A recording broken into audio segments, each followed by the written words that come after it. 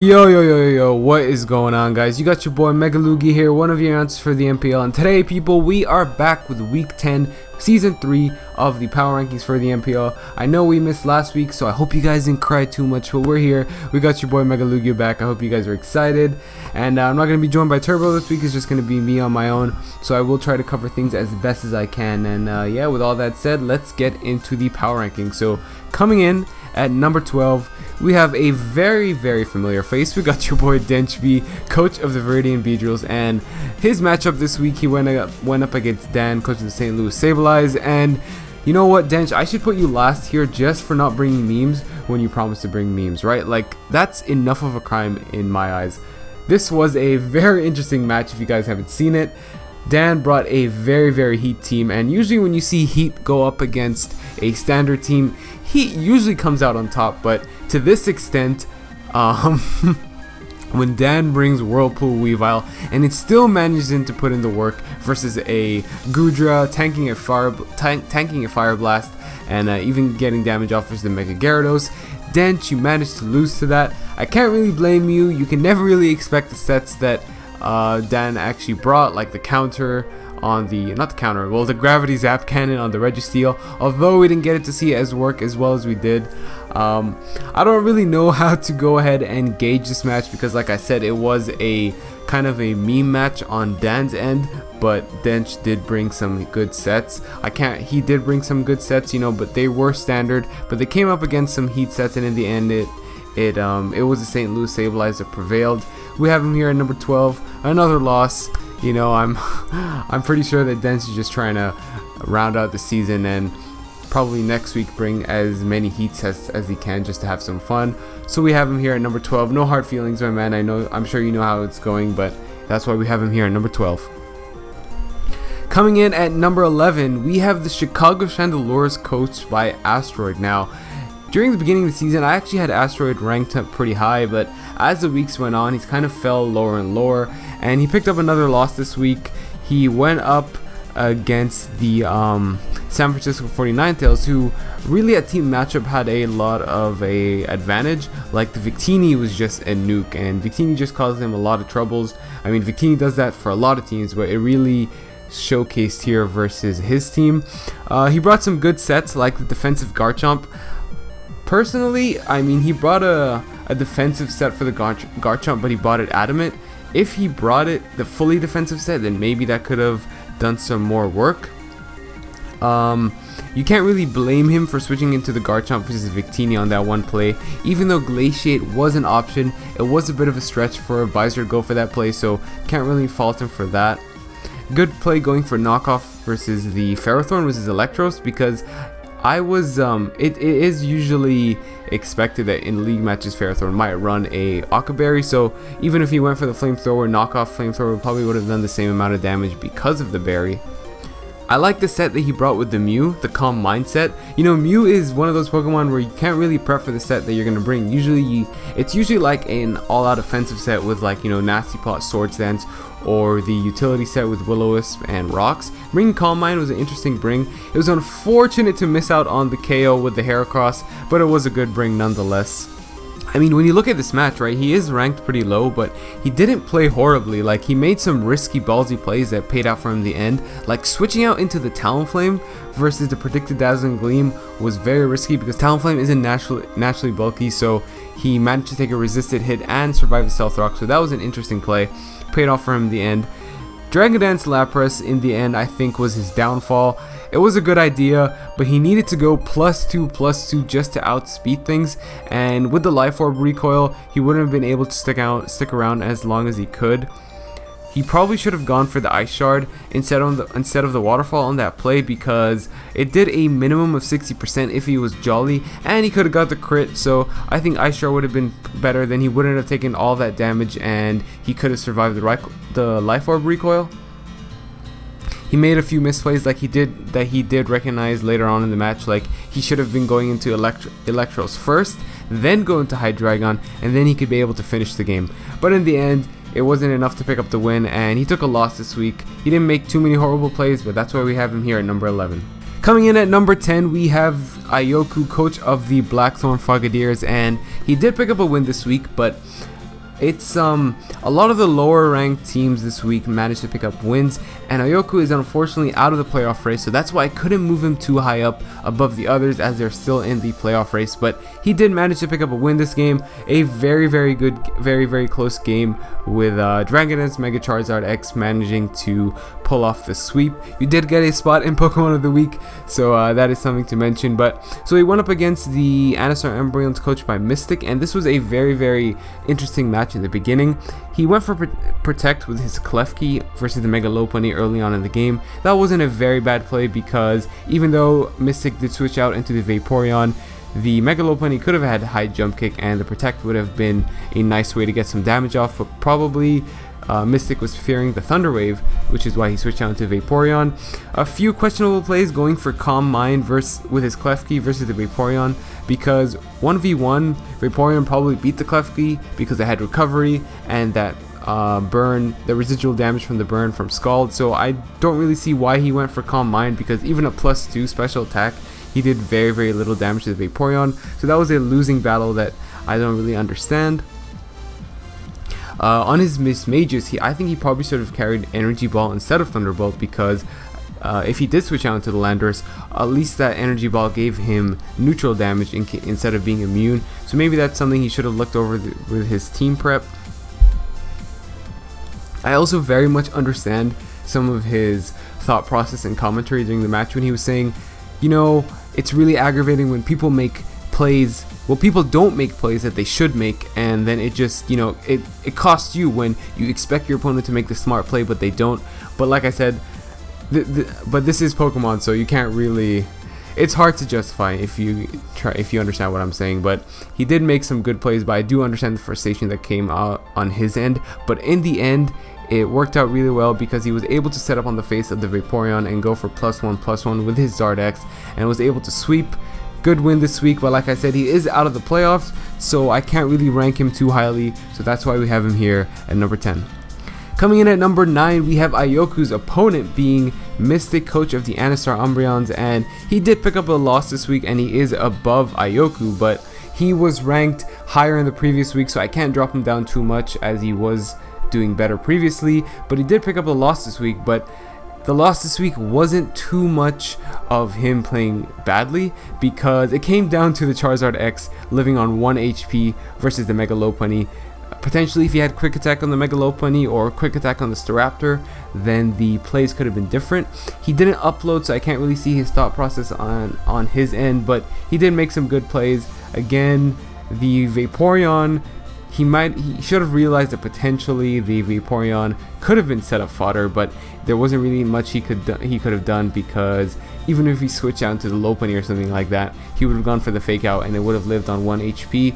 But not too many bad misplays. That's why I have him here at number 9, and I can't really comment too much because I don't have his end of the battle and his commentary, so that's why we have him here at number 9.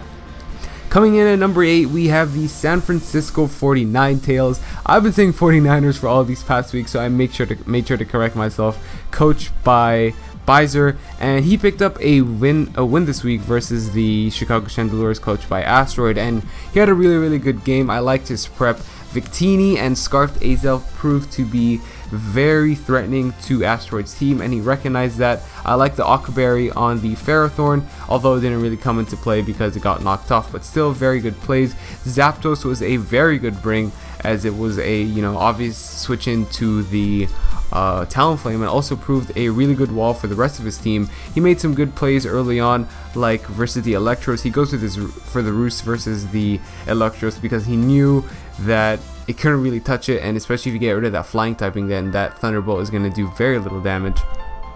But overall, he just played a very safe game, and it worked out for him because all he needed to do was keep Azelf in the back, keep the Victini there as well, and he could just finish off Asteroid. Going for the aggressive Glaciate versus the predicted Garchomp switching as well was a very good play, as it allowed him to deal a lot of good damage. He switched out potentially fearing that the Garchomp was scarfed. If he did the damage calcs, and he could have probably figured out that it was a defensive set, so that's maybe one thing he should consider in the future. But overall, very good win. That's why we have him here at number 9. And at number 7, we have the Detroit Leopards, coached by Cypher. Now, this is one match that was not uploaded, so I can't really see that. I can't see the match at all. I just know the result. And he managed to pick up an L this week versus the Leeds Rhyhorns. So all I know is a 5-0 win. 5-0 loss against him. I can't really see what went on. So I have him here at number 7. He was ranked highly in the previous weeks, which is why I didn't drop him too low, but we have him here at number 7. I believe he is still in the playoff race, so yeah, just waiting for next week.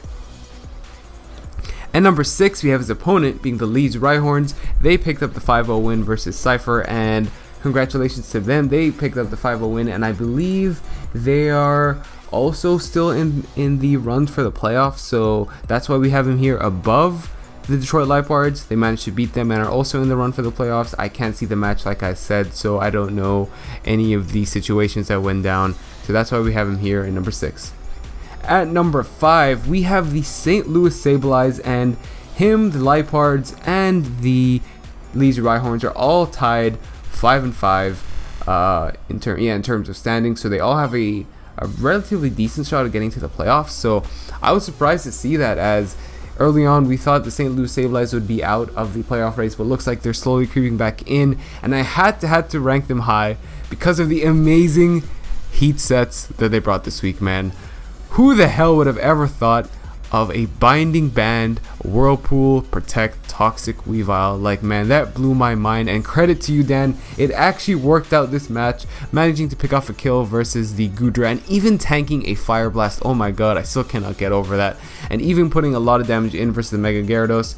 He brought some good sets, and he did have some standard sets as well to make sure if the game did come into if he was back into a corner and needed to pick up the win, then he could pick up the win. Like Scarfed Greninja was able to outspeed the Darmanitan, even if it was Scarfed, but it turned out to be Banded, and he picked up the win this week. Really good sets. I was looking forward to more of a heat game on the on Dench's part, and Dench was just being a party pooper. But no, Dan picked up a win, and we have him here at number 5. Maybe we could potentially see him in the playoffs and see more of those baller sets, but fingers crossed that happens. We have him here at number 5.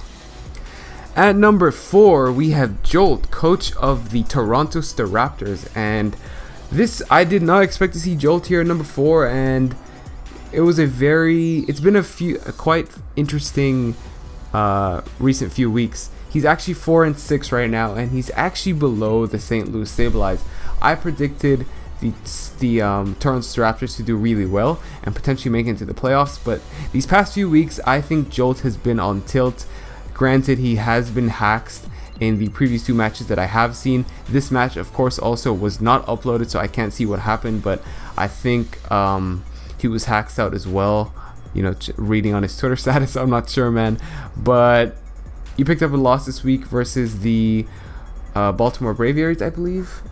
Give me 1 second, guys. Very professional. Yeah, you lost versus the Baltimore Braviaries, so they are a very good team, currently top of the Moon Division. But I don't know what to say, man. When you go on tilt is just brutal, and you got to take a second to try and see what's wrong with your team. Like I said, maybe you did get hacks out this game as well. The previous 2 weeks, hacks definitely came into play as to why you got the loss. So I can't really comment too much as this week since I can't see the batch, but that's why we have him here at number 4. Can't drop him too low as he was picking up consistent wins previously. So that's why we have him here at number 4. At number 3, ladies and gentlemen, we have the Baltimore Braviaries, coached by Blake. And Blake managed to pick up a very, very solid win versus the Toronto Staraptors. Haven't seen the match, but he has been on a tear recently, on a 4-win streak, and he's currently top of the Moon Division, 8-2, and with a plus 21 differential, which is insane. He managed to pick up a win. I'm sure his prep definitely came into play, as this man knows how to prep really well, but can't see the match again. It seems to be a theme this week, but not gonna waste too much time, as don't know what happened, don't know how the plays played out. But we have him here at number 3. He's slowly creeping into that number 1 and 2 spot. Hopefully maybe next week we can see what happens, and moving into the playoffs, he has a really, really good shot to win it as well. So that's why we have him here at number 3. At number 2, ladies and gentlemen, now number 2 and number 1 could have been exchanged. You know, they could have been switched around, but this match was probably one of the greatest matches I have ever seen in my life. If you guys haven't seen it, pause this video. This video is not important. Go and watch that match because you will not be disappointed. Number 2, we have the Cincinnati Staraptors, coached by Pat. And Pat and Aura, I'm gonna tell you right now, Aura is obviously number 1, but Pat and Aura have been, you know, exchanged throughout the weeks because both of them are doing really well. But they faced off against each other this week, and Aura managed to pick up the win. And I don't know, I can't really judge this match as seriously as, you know, I would for other matches, because it was the heatest of heat matches I've ever seen. I live in 130 degree weather, and this was too much heat for me, man. Like, that's saying something, alright?